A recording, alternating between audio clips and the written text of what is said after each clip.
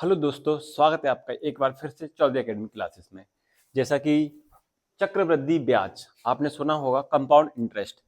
मैं 2 वर्ष का एक क्वेश्चन लेके आया हूं जो आपको इस तरीके से बताऊंगा जो आप भी इसके फैन हो जाओगे। ठीक है कि 5,000 रुपए पर 2 वर्ष के लिए 4% प्रति वर्ष की दर से चक्रवृद्धि ब्याज क्या होगा। तो किस तरीके से करते हैं, मैं आपको एक पैटर्न बनाता हूं। ठीक है, आपको ये 2 वर्ष का पैटर्न बताता हूँ। अभी ये 2 वर्ष का चल रहा है।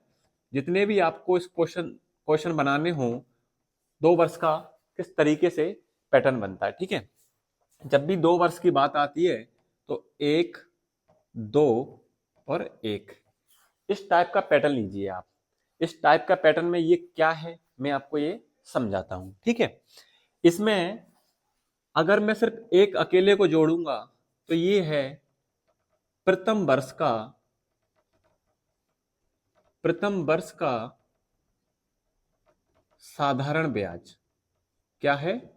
प्रथम वर्ष का साधारण ब्याज। ठीक है, इस 2 को जोड़ूंगा तो ये क्या हो जाएगा आपका दूसरे वर्ष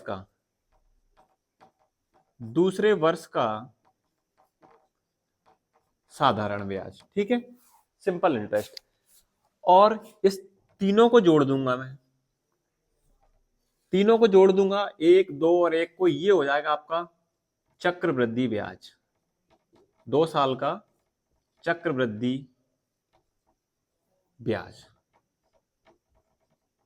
क्लियर है?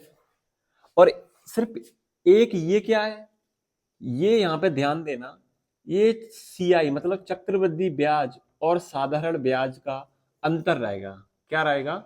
अंतर, मतलब कि डिफरेंस।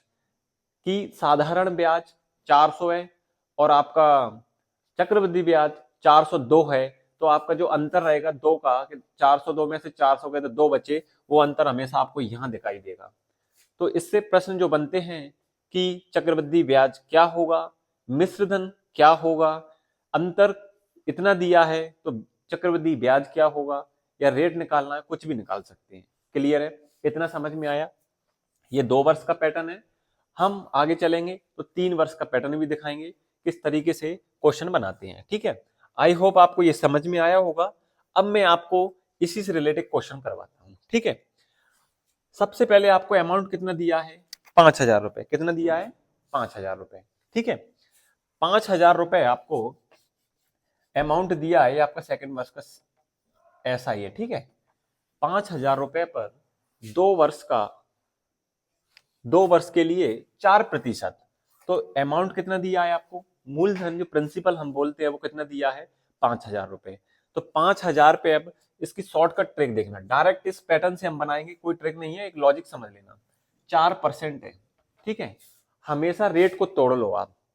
जो 4% है उसको तोड़ लो, कि 4% है, हो सकता है भी 12.5% आ जाए, 33 सही 1/3% आ जाए, तो निकालने में क्या है, दिक्कतें आती हैं। तो डायरेक्ट हमें पता है 4% का फ्रैक्शन कितना होता है?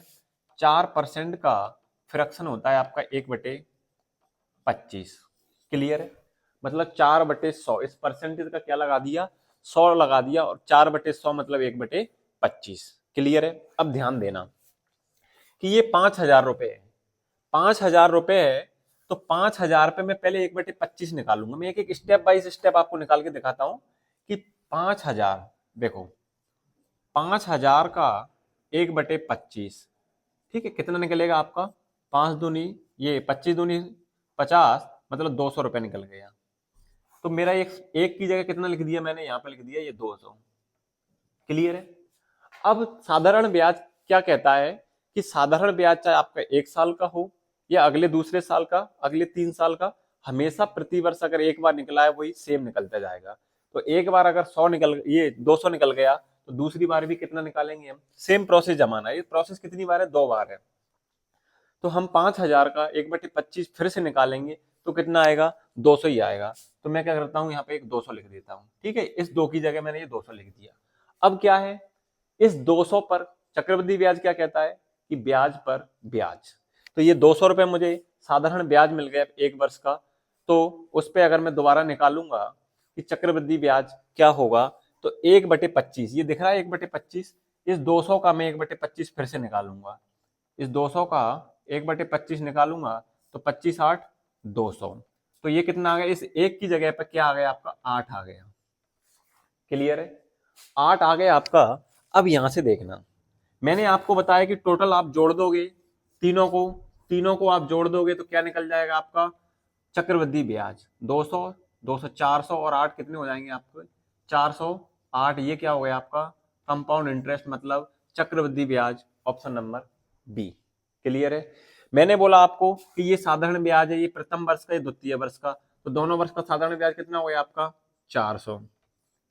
मैंने बोला कि ये क्या है, ये दोनों चक्रवृद्धि ब्याज और साधारण ब्याज का अंतर है, तो 408 में से मैं जब 400 घटाऊंगा, ये मेरा चक्रवृद्धि ब्याज है, ये मेरा साधारण ब्याज है, तो 408 में से 400 जाएंगे तो कितना बचेगा आपका 8, ये चक्रवृद्धि ब्याज और साधारण ब्याज का आपका अंतर निकल गया। क्लियर है, मुझसे पूछता मिश्रधन क्या है, तो मिश्रधन आपका क्या होता है कि मूलधन में हम ब्याज को जोड़ देते हैं, वो मिश्रधन बनता है। ठीक है, मेरा ब्याज चक्रवृद्धि ब्याज 408 हो गया, मूलधन मुझे 5000 दिया है, तो टोटल मैं अमाउंट जोड़ दूंगा कि मिश्रधन कितना होगा, तो कितना हो जाएगा आपका 5408 रुपए। यहां से इस एक लॉजिक की वजह से आपके कम से कम पूरा चक्रवृद्धि ब्याज कवर हो जाएगा। इसमें इस टाइप के प्रश्न आते हैं कि प्रश्न में दे देगा, अंतर दे देगा कि दोनों का अंतर इतना है तो मूलधन बताइए, या मिश्रधन इतना है तो आपको मूलधन पूछ लेगा। क्लियर है, समझ में आया? आई होप आपको वीडियो में ये क्वेश्चन समझ में आया होगा। अगर आप एक प्रैक्टिस के तौर पर करना चाहते हैं तो मुझे इस 5000 की जगह आप 2000 करके कमेंट सेशन में इसका आंसर दीजिए, जहां तक आपको समझ में आएगा और समझाने की कोशिश करूंगा।